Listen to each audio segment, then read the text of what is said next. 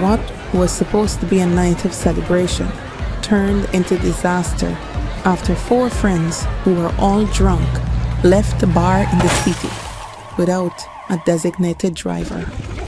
Designate a driver. Don't drink and drive.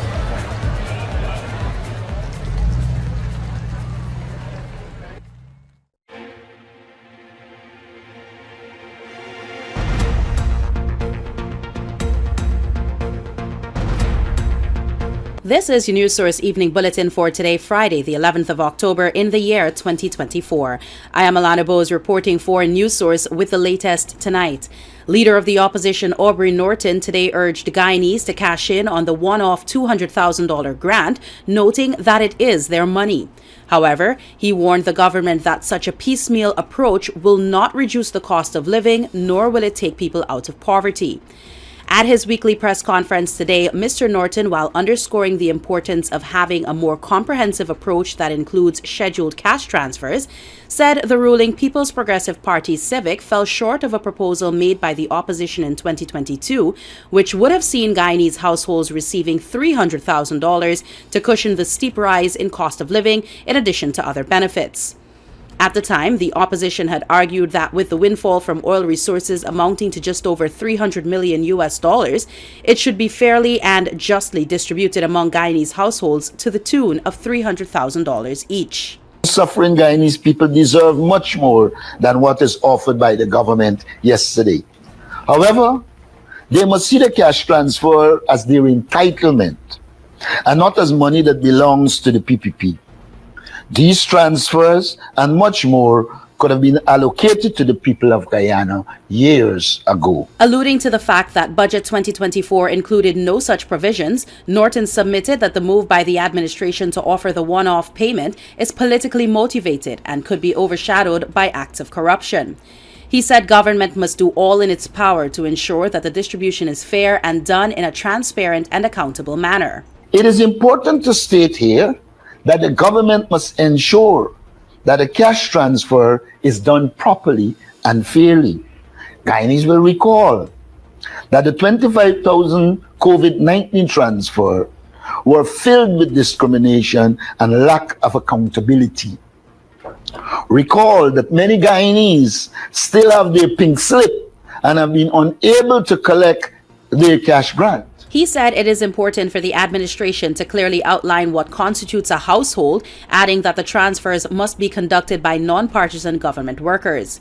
Hoping to unseat the PPPC government come 2025 when election is held, Mr. Norton said his party would ensure that social policies, including cash transfers, are implemented in a systematic manner to the benefit of all Guyanese. Our approach will emphasize monthly or otherwise scheduled payments over the PPP's one-off and sporadic style of payment.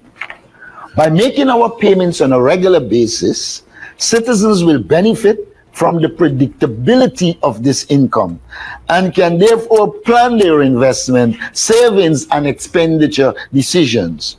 Regular payments can also be used as collateral for bank loans. In the PPP model, this cannot happen.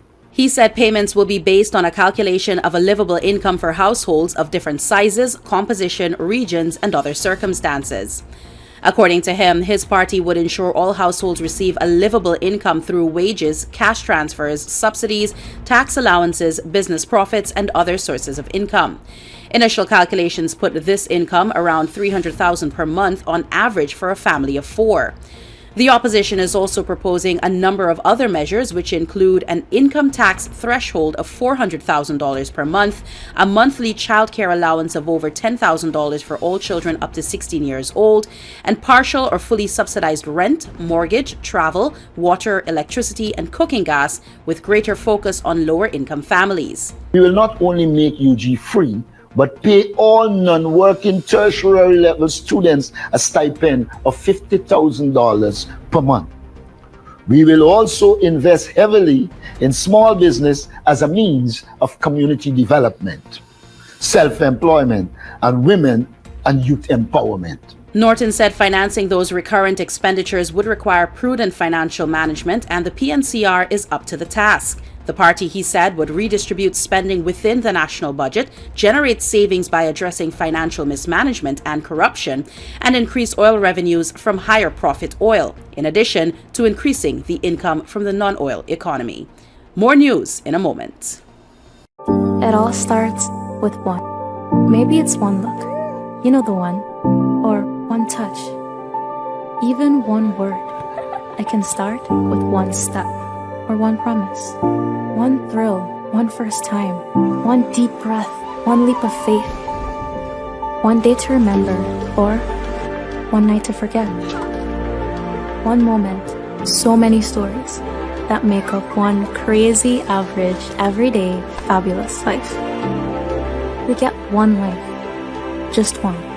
Make your move. It all starts with one.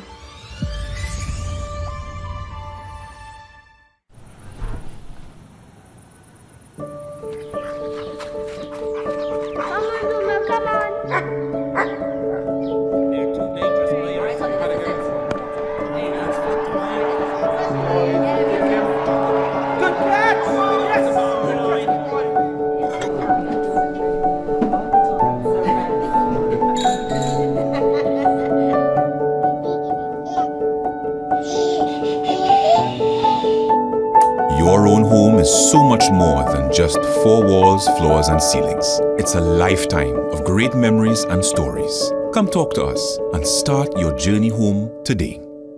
Republic Bank, we're the one for you. I am Simone Ford, and I'm the owner of Siege Eco Clean Services. I provide my services to the oil and gas sector.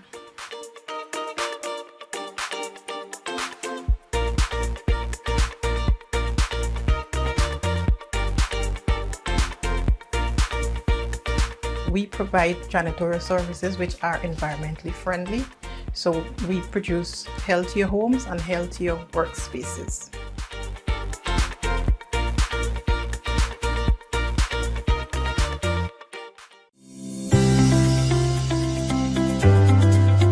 Are you ready to elevate your career with a world-class education from the comfort of your home? The University of Excellence Management and Business, UEMB, Guyana's premier accredited and recognized tertiary institution, invites you to join one or more of our comprehensive 145-degree programs.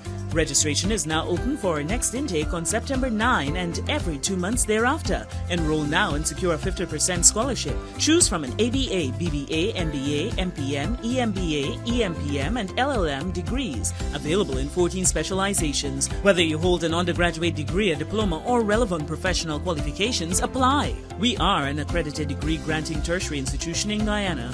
Our programs are also equivalent to a USA Regional Accredited degree. Submit your completed application form, proof of entrance qualification, and any form of ID. For more details, visit our administrative office in the Critchlow Labour College, front building, Wolford Avenue, or call 225-1395, 225-1397-9, 618-3434, and 681-3434. Progressing to a degree is as easy as ABC with UEMB. Deal with the best and forget the rest. I can't wait until tomorrow. Yes. Yeah? I ain't start packing yet. Usually I pack a couple hours before and I go.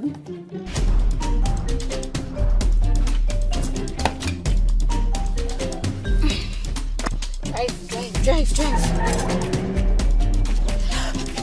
I got my phone, I got my keys, my charger, my Procrastinating planning for the future? Well, that's never a good idea. Let Demerara Mutual and Demerara Fire and General help you get started with planning for your future today. I'm with Dem.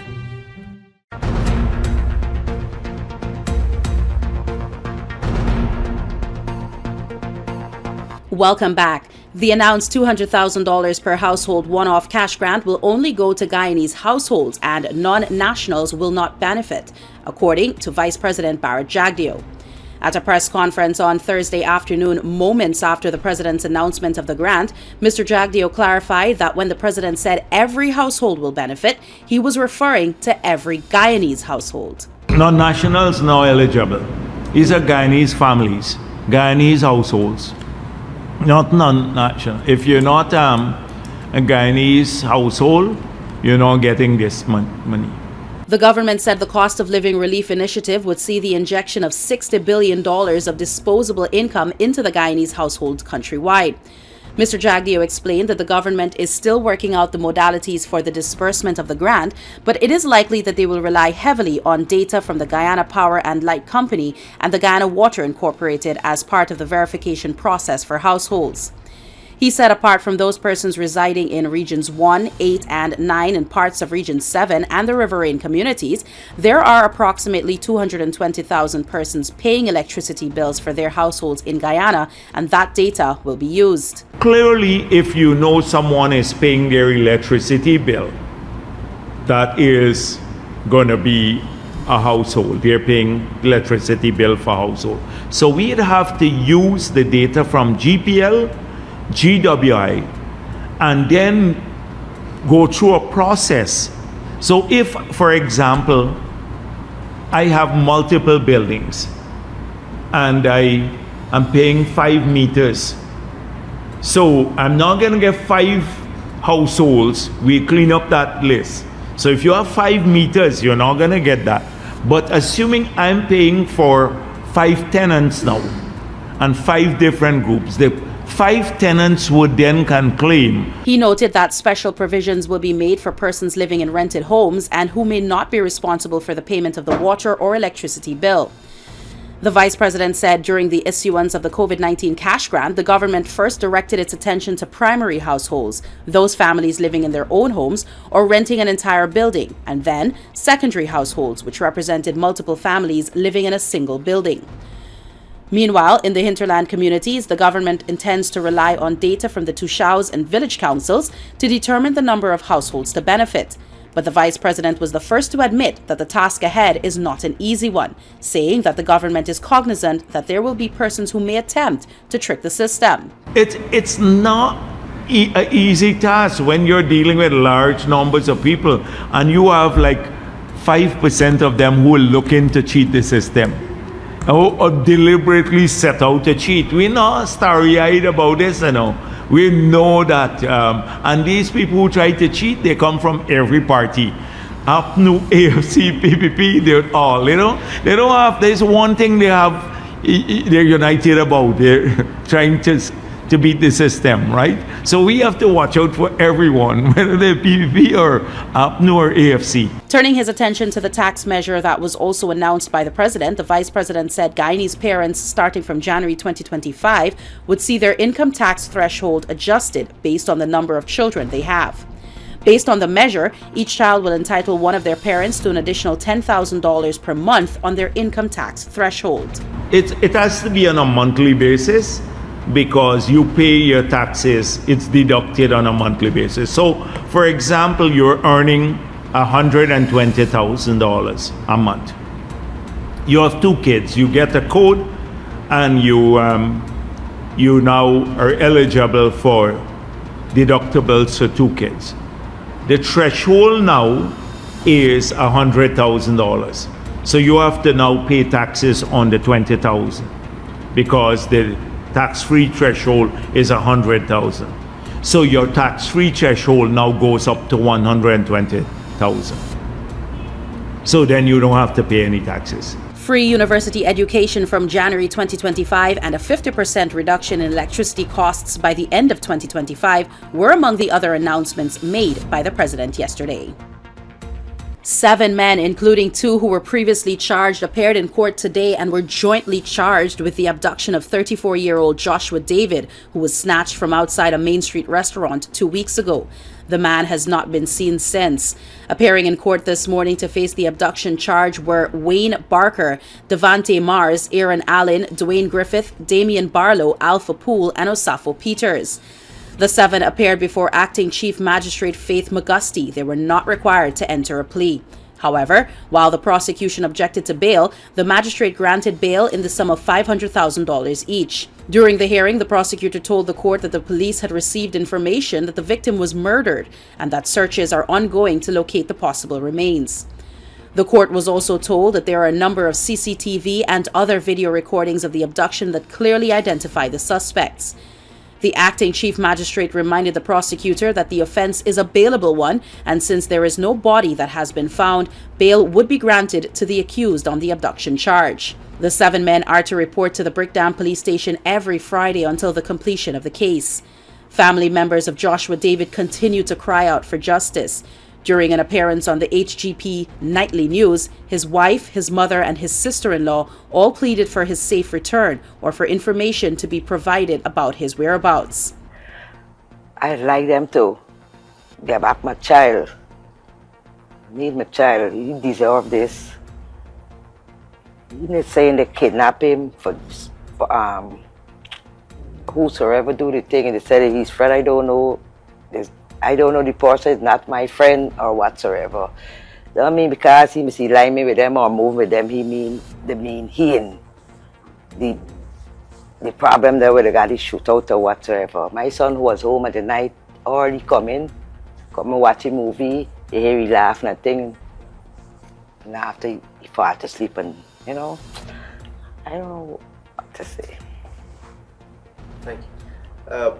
Lisa? What would you like to say to those who might be responsible for your husband's disappearance? As loud as you can. All I just want to say is that he really didn't deserve anything like this, because I know the type of person what I married, what I met, and he's never been in any trouble since I've been with him, and we've been together for almost 10 years, and I have never had a trouble, no incident or anything with him. All we're just asking for, whatever you guys did, we just want closure. The most important thing, that's all we want, is just closure as a family. Police investigators continue to follow a number of leads in the case. The Guyana Elections Commission GCOM is currently conducting a national registration exercise. Who can register? Anyone who will be 14 years or older by December 31st, 2024 and is a Guyanese citizen by birth, descent, naturalization, or is a citizen from a Commonwealth country living in Guyana for 1 year or more. How to apply for registration? You must visit the GCOM registration office that is responsible for the registration of persons from your area of residence to apply for registration or name change or correction. You must be in possession of the following source documents as might be relevant: original birth certificate or valid Guyana passport for new registration, original marriage certificate and original birth certificate in the case of a name change by way of marriage, original deed poll and original birth certificate in the case of a name change by deed poll, original naturalization certificate and original birth certificate or valid passport in the case of naturalization.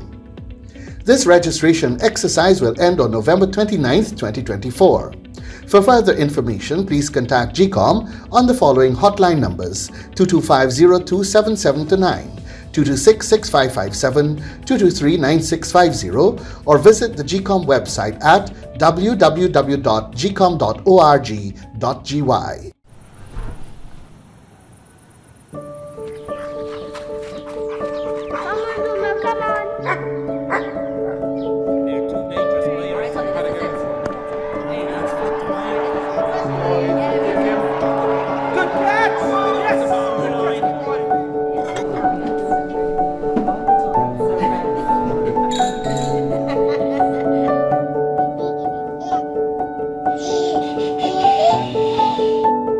Your own home is so much more than just 4 walls, floors, and ceilings. It's a lifetime of great memories and stories. Come talk to us and start your journey home today.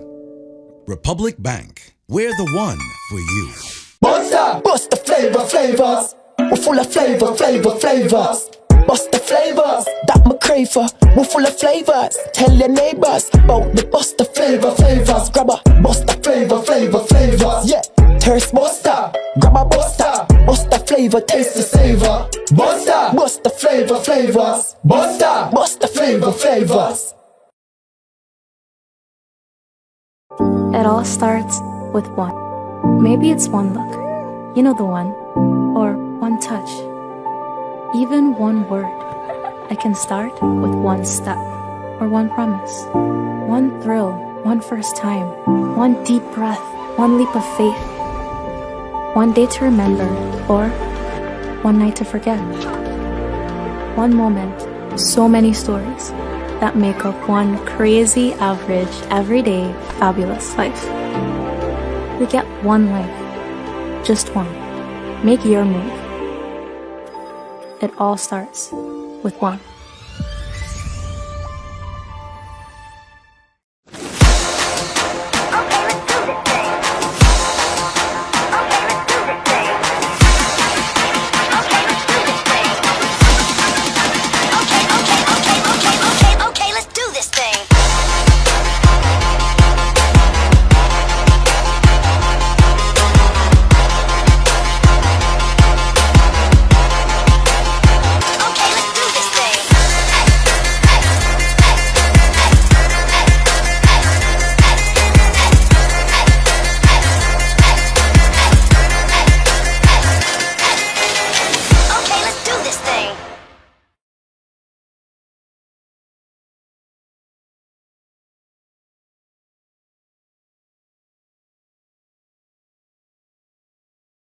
The Ministry of Health is set to dump over $5 billion in drugs and medical supplies that expired between January 2023 and June 2024, the Auditor General has highlighted in his latest report. According to the report, a register of expired drugs was not presented for audit examination. However, the ministry provided lists containing expired drugs disposed and those on hand to be disposed at the Diamond and Rheinfeldt locations. The report stated that during the period January 2023 to June 2024, a quantity totaling $3.2 billion worth of expired drugs and supplies were disposed of by the Ministry of Health. In addition, a quantity totaling another $2.3 billion were still on hand to be disposed. The Audit Office has recommended that the ministry undertakes a survey to determine the realistic needs of pharmaceuticals and other medical supplies at health institutions and ensure the proper storage of drugs and medical supplies in order to reduce losses through expiration of improper storage and dispose of all expired drugs in accordance with the Food and Drug Regulations. Further, the Auditor General noted that as of December last year, over $5.5 billion in drugs which were purchased remain undelivered, and subsequent deliveries received amounted to $2.1 billion at the end of August 2024. The Audit Office said that the Health Ministry had explained that the outstanding deliveries of $871 million are due to the health supply chain unexpected changes in demand that adjusted delivery times for medicines and supplies after contracts were signed, along with space constraints at the MMU bond. Still with the audit report, the Audit Office of Guyana has flagged several instances of breaches in the Procurement Act as well as delays in projects in its report for the fiscal year ending December 2023. According to the report, which was laid in the National Assembly on Thursday, the breaches of the Procurement Act were noted for contracts undertaken by the Guyana Defence Force and the National Drainage and Irrigation Authority, while a contract under the Ministry of Public Works suffered significant delays in its completion despite several notices of poor performance being issued to the contractor. Further, the report noted that 752 contracts totaling $47.4 billion were examined for ministries and the regions, and a total overpayment recorded amounted to $299.1 million on measured works on 74 contracts administered by ministries and regions in 2023. Additionally, sums totaling $212.8 million were overpaid in relation to 41 contracts under the ministries, while $86.3 million for under 33 contracts were recorded under the regional democratic councils. At the time of reporting in September 2024, all overpayments were recovered by repayment of sums overpaid and by contractors completing unfinished or outstanding works for which payments had already been received, the Audit Office stated. Further, for the period under review, 5 contracts totaling $1.8 billion were terminated. The projects include the construction of New Guyana Embassy in Brazil, Lot 8 widening of corridor at Conversation Tree to Dennis Street, exit to Sheriff Street, new connector, construction of office and training center at Riverton, and construction of child care center at Mahaika, and 2 repairs to TIP building in Region 2. The Audit Office explained that as a result of termination, the anticipated benefits of the respective infrastructure projects were delayed. In addition, substandard works were also observed under the terminated contracts of the Ministry of Labor and the Ministry of Human Services and Social Security. Further, the audit office explained that as at the end of September this year, there were 3,134 checks totaling $2.4 billion still on hand, which should have been refunded to the Consolidated Fund in accordance with Section 43 of the Financial Management and Accountability Act and the necessary adjustments made to the appropriation accounts. Of the total checks on hand, 3,007 of them, that total $2.2 billion, were in relation to 5 ministries or departments, while the remaining 127 checks totaling $247.9 million were in relation to regions 1, 3, 4, 6, and 7. In addition, there are 81 checks totaling $77.7 million, which relates to the years 2021 and 2022, still on hand at the Ministry of Health and the Guyana Defence Force. Further, 149 payment vouchers totaling $321.2 million were not presented for audit, resulting in the limitation of scope, the audit report stated. GCOM is currently conducting a national registration exercise. Who can register? Anyone who will be 14 years or older by December 31, 2024 and is a Guyanese citizen by birth, descent, naturalization, or is a citizen from a Commonwealth country living in Guyana for 1 year or more. Where to apply for registration? You are required to visit the registration office that is responsible for the registration of persons in your area of residence to apply for registration. Office hours, Monday to Thursday, 8 to 12 hours, 13 hours to 16 hours 30, and Friday from 8 to 12 hours and 13 to 15 hours 30. The offices will be closed on weekends and holidays. This registration exercise will end on November 29, 2024. For further information, contact GCOM on 225-027729 or visit the website www.gcom.org.gy.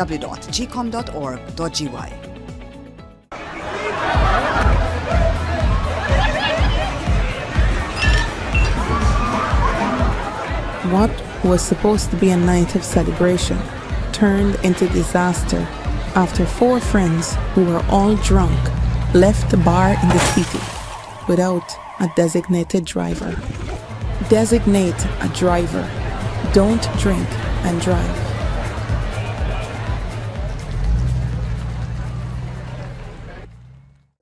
It all starts with one. Maybe it's one look. You know the one. Or one touch. Even one word. I can start with one step. Or one promise. One thrill. One first time. One deep breath. One leap of faith. One day to remember. Or one night to forget. One moment. So many stories that make up one crazy, average, everyday, fabulous life. We get one life. Just one. Make your move. It all starts with one. Guyana's economy is rapidly transforming, and we're all part of it. Guyoil is at the forefront of this development by providing reliable and efficient energy and supporting community development from the very core. 100% of Guyoil's profit goes back to building schools, roads, and other important infrastructure that connects our cities and towns, providing fuel to domestic, marine, industrial, and aerial transportation. Guyoil has now repositioned itself as a market leader in the petroleum industry, building a better future for all of us. Across the region tonight, Brazilian President Lula da Silva said today it made no sense for the U.S. Department of Justice to request information from Saab over Brazil's purchase of the Swedish firm's Gripen fighter jets in 2014. Saab revealed the U.S. request yesterday and said it intended to comply without providing further details, sending its shares sliding. Lula is in the middle of his 3rd non-consecutive term, having previously served as president between 2003 and 2010. The deal with Saab, which beat U.S. plane maker Boeing and France's Dassault AMPA to secure the contract, was inked under Lula's handpicked successor, former President Dilma Rousseff. Brazilian prosecutors in 2016 formally accused Lula of using his influence to help Saab win the tender for the 36 fighter jets worth $5.4 billion.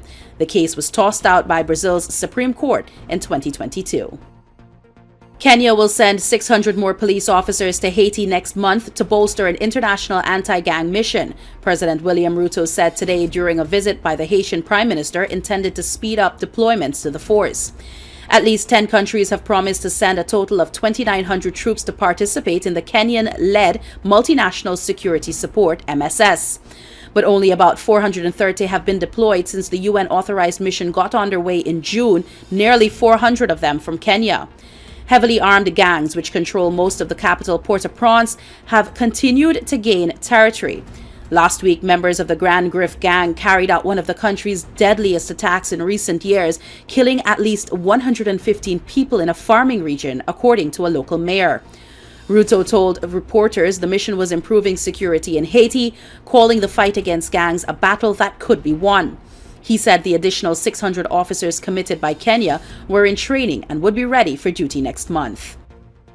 And finally tonight, international news. South African prosecutors have decided not to charge President Cyril Ramaphosa over theft from his game farm that nearly cost him his position 2 years ago. The scandal, dubbed Farmgate, came to light when a former intelligence official told police in June 2022 about the incident and accused Ramaphosa of money laundering, corruption, and covering up the theft. Ramaphosa, a wealthy businessman before he became president, has repeatedly denied wrongdoing.